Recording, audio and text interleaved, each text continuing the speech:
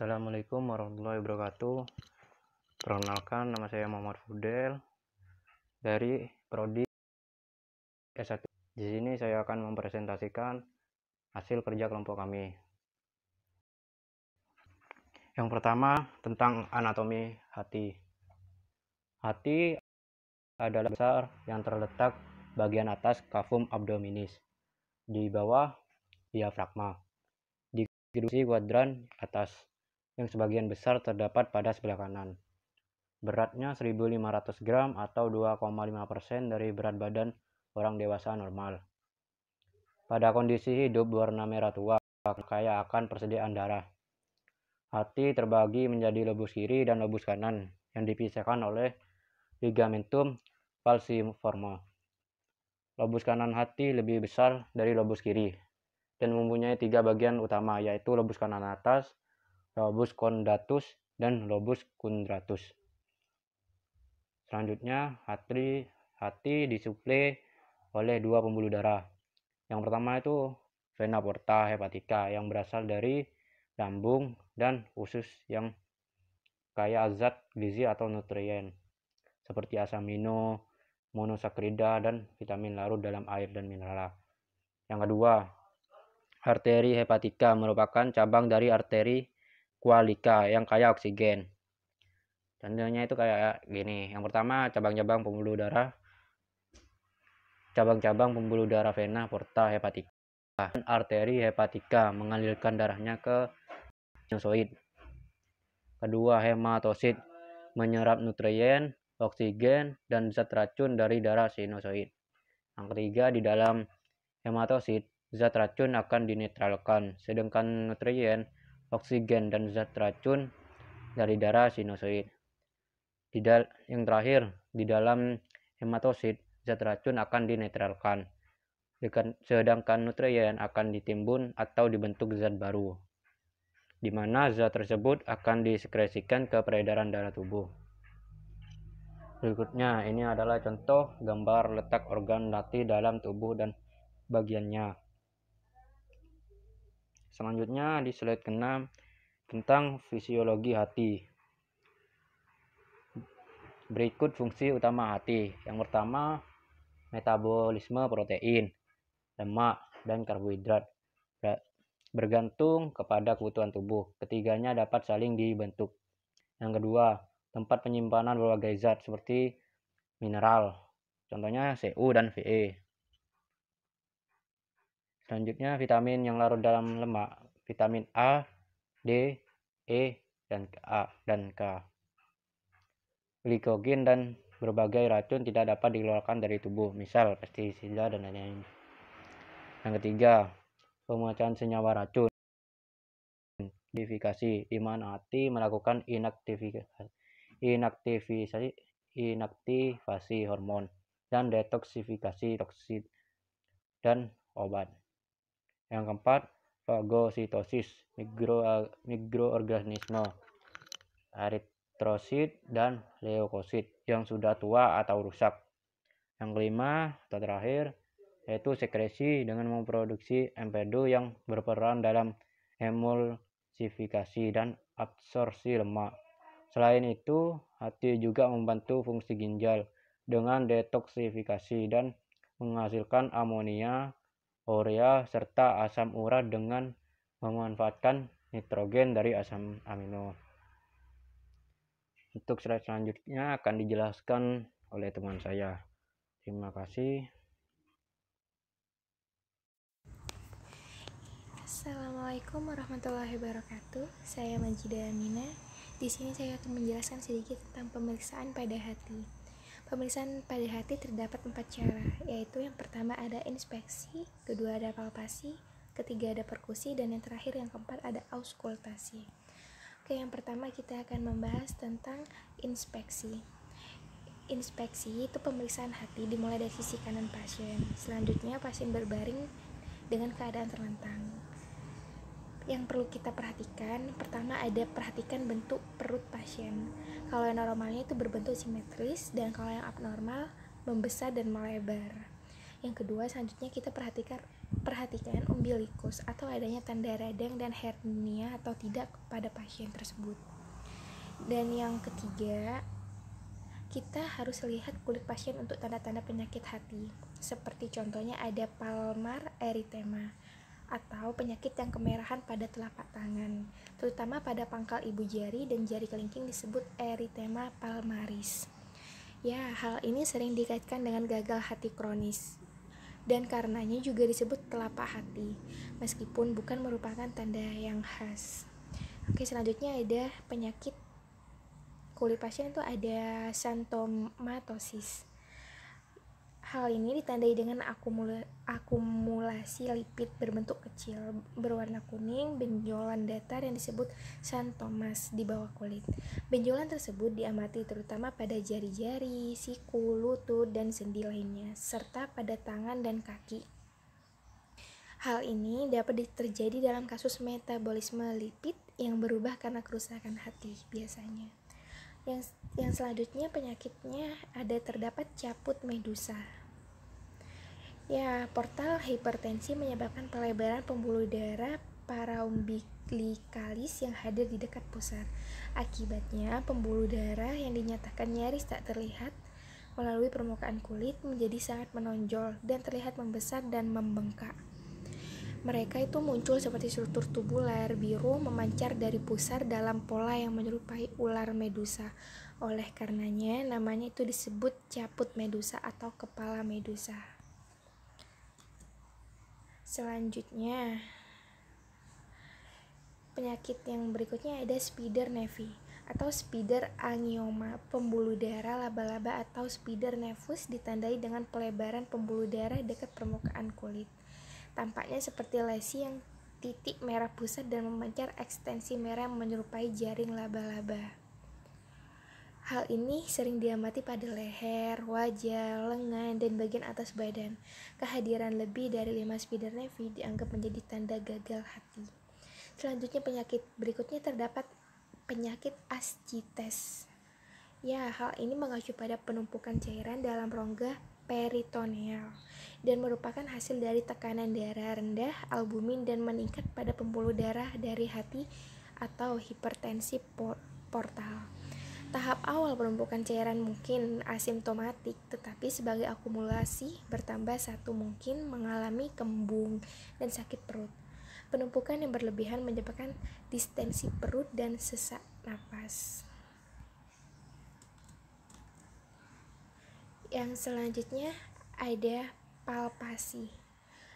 Yang pertama, palpasi itu posisi pasien harus dengan tidur terlentang. Yang kedua, pemeriksaan di samping kanan dan menghadap kepada pasien. Yang ketiga, pemeriksa meletakkan tangan kiri di bawah torak atau dada kanan posterior pasien pada iga ke-11 dan ke-12 dan kemudian ditekan ke arah atas. Yang keempat, telapak tangan kanan diletakkan di atas abdomen, jari-jari mengarah ke atas atau superior pasien dan diekstensikan sehingga ujung-ujung jari terletak di garis klavikular di bawah batas bawah hati. Yang kelima, kemudian diletakkan dengan lembut ke dalam dan ke atas. Yang keenam, pemeriksa meminta pasien untuk menarik napas. Hati akan bergerak di bawah karena gerakan ke bawah diafragma dan mencoba meraba tepi hati saat abdomen mengempis atau merasakan tekstur hati, yaitu lembut atau perusahaan atau keras atau nodular. Yang perlu kita ingat, yang dihasilkan dari pemeriksaan palpasi yaitu rasa sakit yang menyebabkan nyeri tekan karena peregangan organ-organ, peregangan peritoneum, dan tumor. Oke, mungkin segitu saja dari saya. Selanjutnya akan dijelaskan oleh teman saya tentang perkusi. Terima kasih. Wassalamualaikum warahmatullahi wabarakatuh.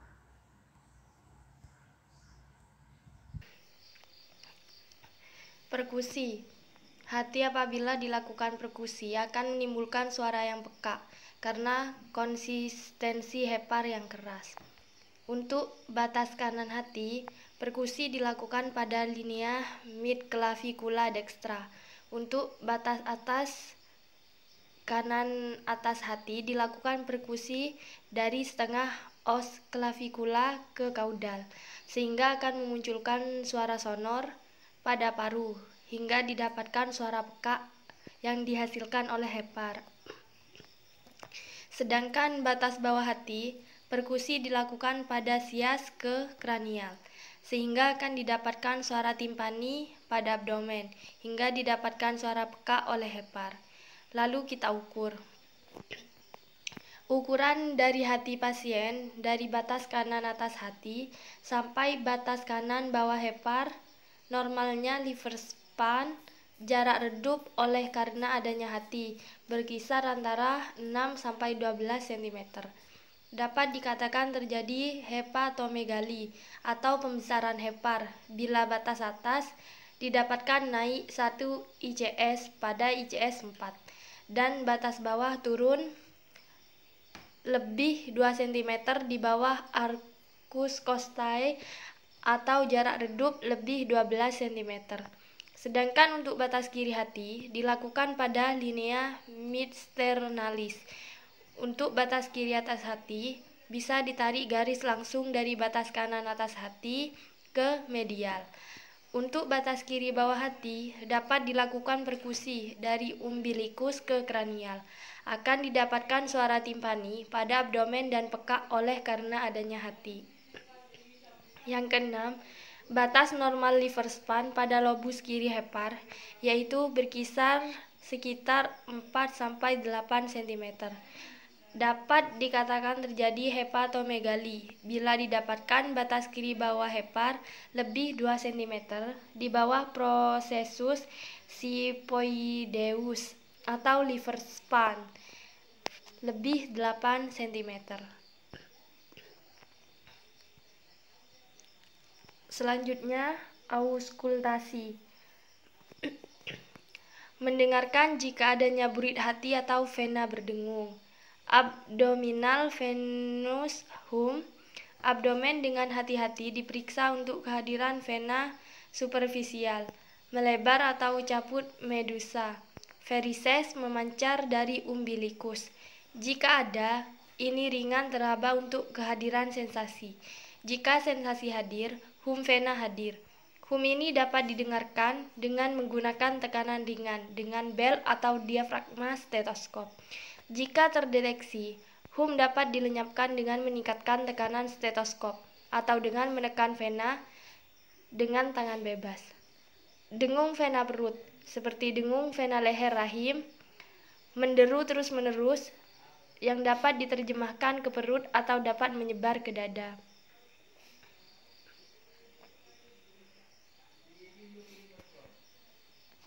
Hepatic arterial breath. Perut diperiksa dengan palpasi dan perkusi untuk menentukan ukuran hati, lokasi, dan konfigurasi. Hati kemudian diauskultasi menggunakan tekanan cukup kuat dengan baik bel atau diafragma stetoskop. Sebuah breath arteri mungkin terbatas sistol atau menjadi sistolik dengan ekstensi ke diastol atau kontinu. Ada banyak penyebab breath arteri perut dan sulit jika bukan tidak mungkin untuk memastikan breath datang dari hati. Namun jika hati besar dan stetoskop ditempatkan langsung di atasnya dan breath tidak terdengar di lokasi yang jauh dari hati, kemungkinan sangat mendukung breath yang berasal dari aliran darah arteri atau dalam hati.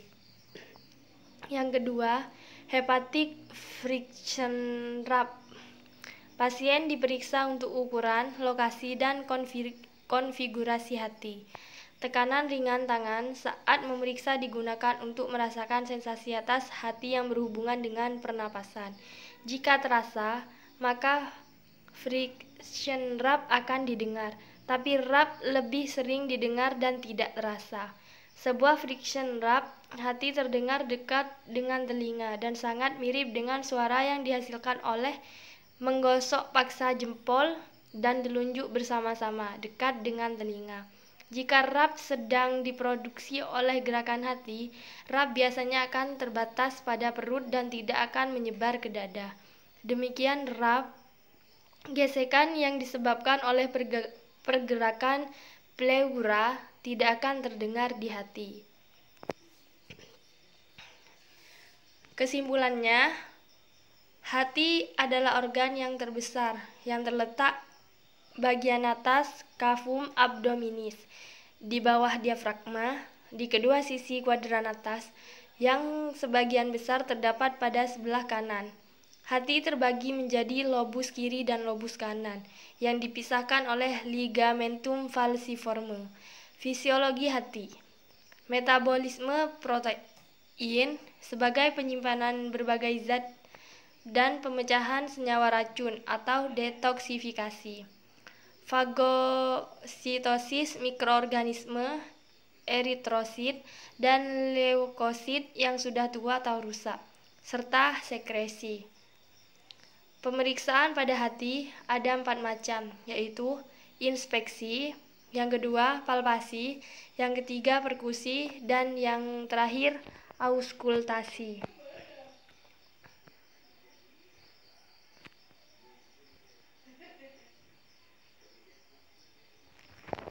Sekian presentasi dari kelompok kami. Kurang lebihnya mohon maaf.